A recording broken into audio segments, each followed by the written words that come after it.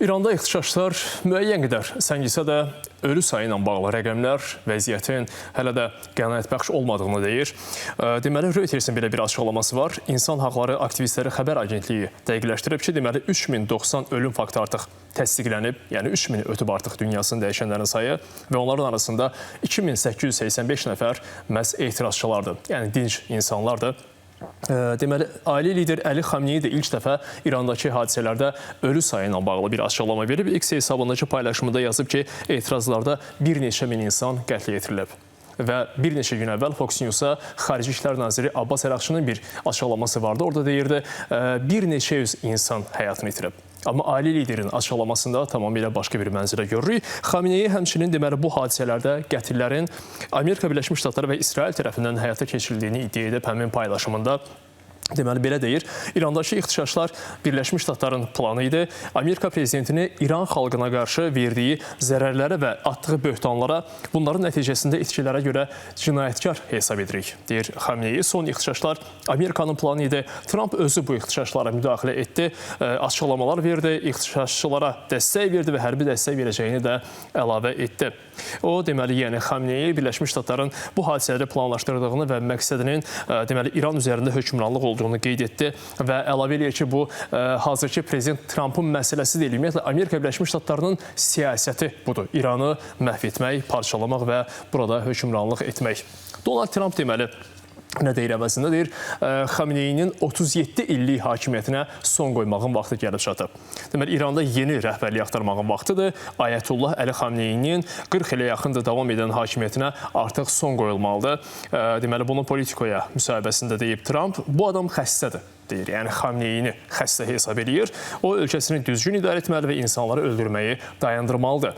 Onun ölkəsi insanların yaşaması üçün dünyanın ən pis yeridir, çünki burada liderliyi zəifdir. Trump əlavə eləyir. Xamneyinin başqa bir açıqlaması vardı. Yəni, bu ixtişaşlar başladığı vaxtdan bu yana biz prezident Pezeşkiyanın açıqlamalarını görmüşdük. İnsanların maddi rifah halının yaxşı olmadığına dair prezidentin müəyyən müsahibələri, yazıları var idi. Amma bu dəfə Xamneydən belə bir açıqlama gəlib. Deməli, bilirəm ki, İranda iqtisadi vəziyyət qənaətbəxş deyil, xalqın dolanışığı həqiqətən çətindir. Dövlət məmurları və vəzifəli şəxslər sayıları 2 dəfə artırmalıdırlar və deməli, işə daha ciddi yanaşmalıdırlar. Xamneyinin fikrincə, əsas məhsulların ölkəyə çatdırılması üçün daha çox işləmək lazımdır.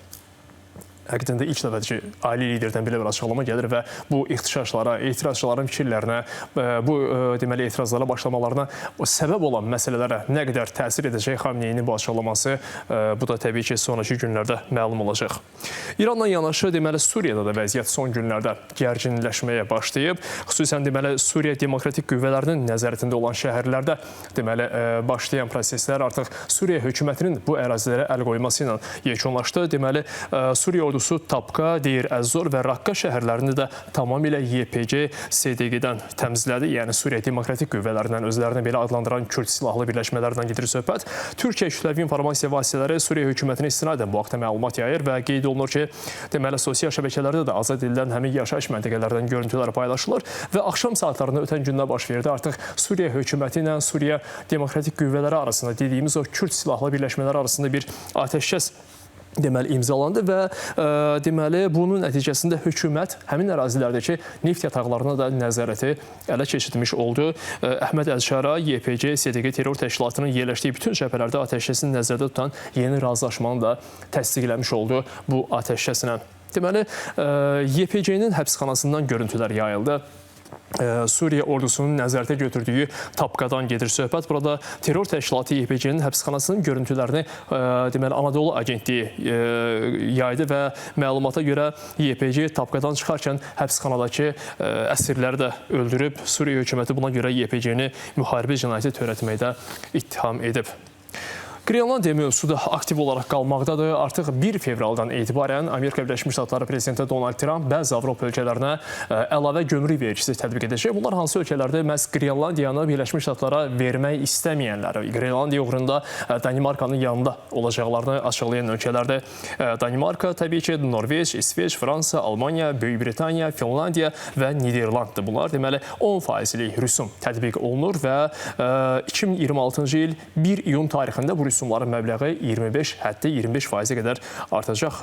Donald Trump özünün sosial şəbəkə hesabında bununla bağlı yazır və qeyd edir ki, bu rüsumlar Amerika Birləşmiş Ştatlarının Qrenlandiyanı əldə etməsi ilə bağlı razılığa gəlinənə qədər qüvvədə qalacaq. Yəni, belə bir açıqlama Amerika Birləşmiş Ştatlarının prezidentindən gəldi. Qrenlandiya uğrunda mübarizəsini davam etdirir. Təbii ki, Avropa da buna səssiz qalmadı. Avropa ölkələrinin liderlərindən sərt bəyanatlar eşitdiyi ötən gün və hara qədər davam edəcək bu proses, Qrenlandiya uğrunda mübarizədə Birləşmiş Ştatlar, Amerika, deməli, Avropa ölkələri arasında bu proseslər hara qədər davam edəcək, bu da artıq, belə deyim, özünün ən gərgin vəziyyətini yaşayır hazırda. Amma prosesləri növbəti günlərdə daha yaxından izləmə imkanımız olacaq. NATO'nun baş katibi Mark Rutte'nin ortalıqda olmadığına dair bir karikatura da vardı xarici mətbuatda, elə Danimarka mətbuatında və bu karikaturadan sonra artıq deməli Rutte də ortaya çıxdı və Donald Trump'la gecə saatlarında bir telefon danışığı oldu. Onunla da bağlı biz saat 9 buraxılışımızda ətraflı məlumat verəcəyik.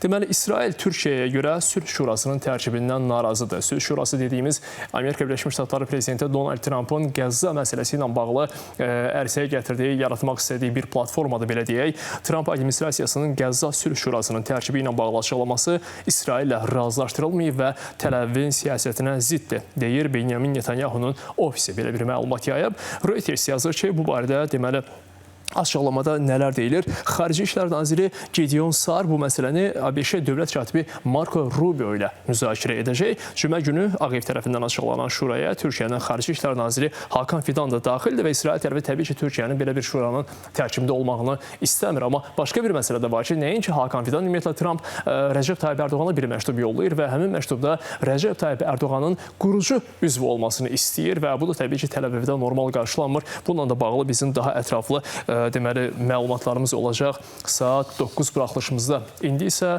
bu saata bu qədər.